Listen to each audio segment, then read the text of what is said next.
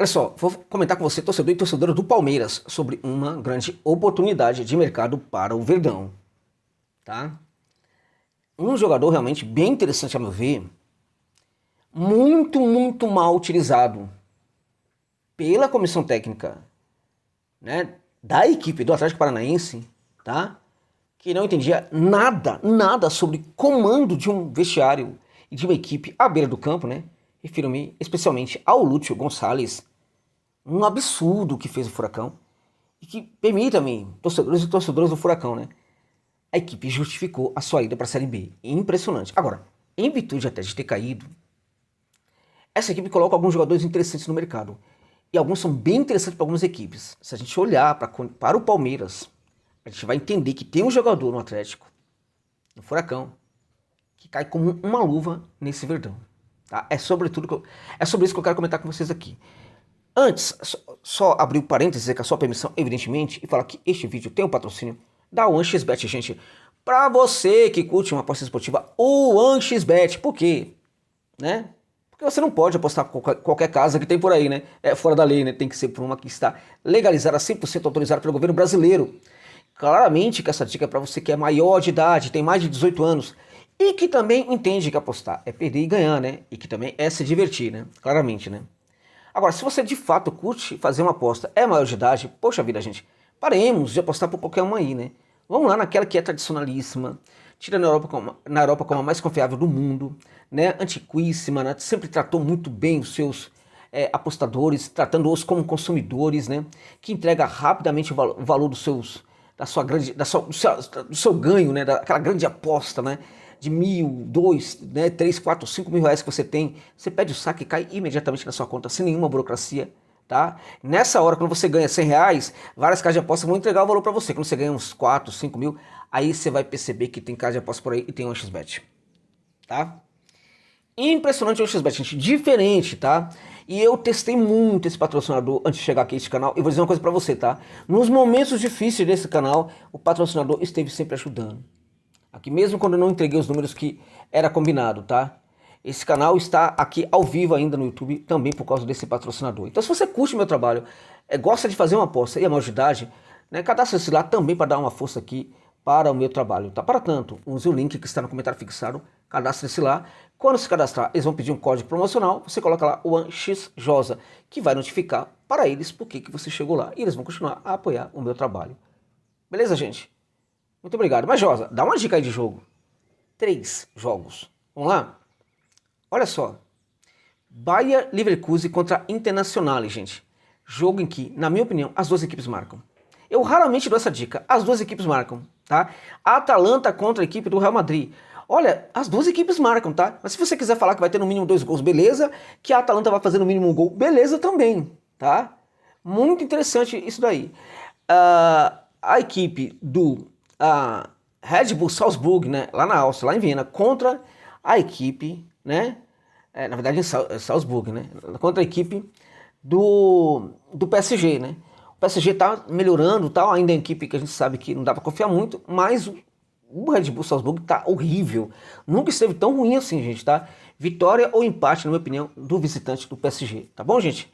É isso aí, dessa força lá. Vamos falar então sobre esse jogador que pra mim é o lateral direito que o Palmeiras está precisando. Leonardo Godoy, meus amigos. Pelo amor de Deus.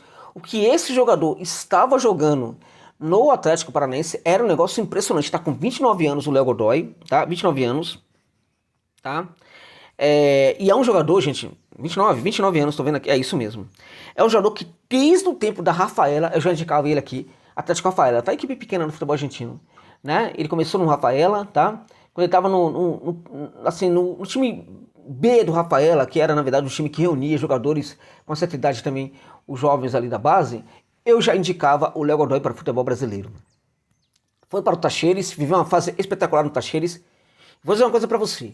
Em todo lugar onde o Godoy chegou, ele jogou bem. Estudiantes da Plata, um absurdo, tá? E curiosamente, ele não vai entregar tudo aquilo que esperavam dele no Furacão. Aí você vai olhar pro Furacão, gente. Ninguém entregou, gente. Tá, um ou outro, enfim. Mas Pelo menos aqueles que entregaram alguma coisa no Furacão foram aqueles jogadores que foram bancados pela comissão técnica. O Godoy, desde a hora que ele chegou, ele não foi bancado pela comissão técnica de maneira inexplicável, tá? Um jogador que realmente teve a sua adaptação prejudicada pelas comissões técnicas do Furacão. Olha, o Lúcio Gonçalves, olha, gente, como o Furacão fez um negócio desse, né? De manter um profissional desse à frente do seu comando. Curioso que ele foi contratado para ser técnico depois de ele ter fracassado retumbantemente, gente, no futebol do Nordeste, tá? Então foram lá e contrataram de novo o Lúcio para ser o técnico. Aquela coisa do ídolo, né, que as pessoas não entendem. O cara é muito bom dentro de campo como jogador. Se ele vai ser técnico ou vai ser dirigente, é outra história. É um outro fazer, né? É um outro métier. E o cara pode não ter essa mesma eficiência, né? Então veja, o Godoy foi muito prejudicado, na minha opinião, por isso aí. Claramente você pode falar, o jogador não fez esforço. Você viu? Você viu o Godoy jogando?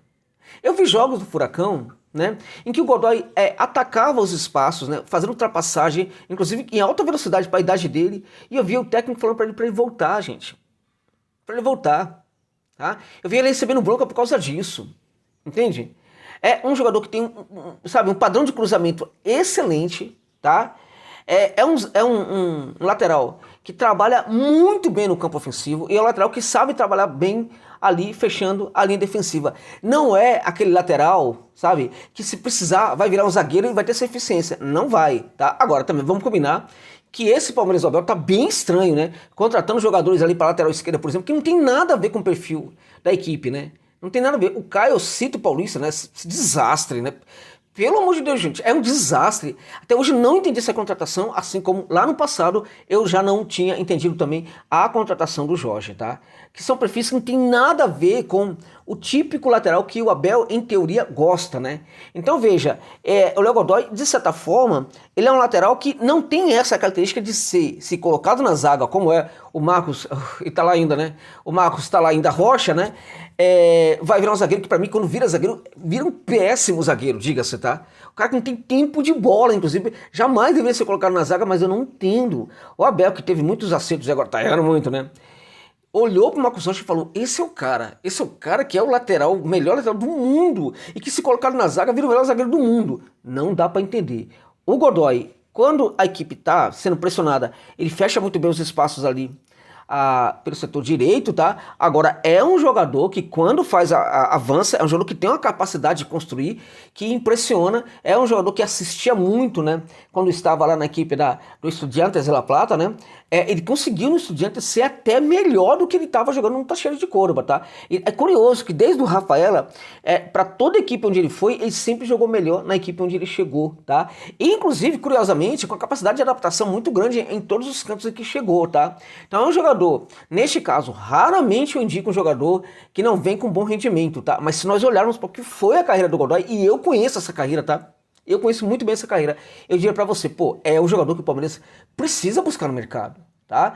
Porque o Palmeiras tá precisando de lateral, tá? E o Godoy é um lateral top, gente. Aqui para futebol da América, pela idade dele, não vai mais chegar na Europa, tal, mas é um jogador que pode ir para uma Major League Soccer, é um jogador que pode ir pro México, pro futebol árabe e também para equipes grandes aqui do futebol brasileiro, como o Palmeiras, tá? O Furacão é uma equipe grande também, agora está na Série B e quer se desfazer, tá?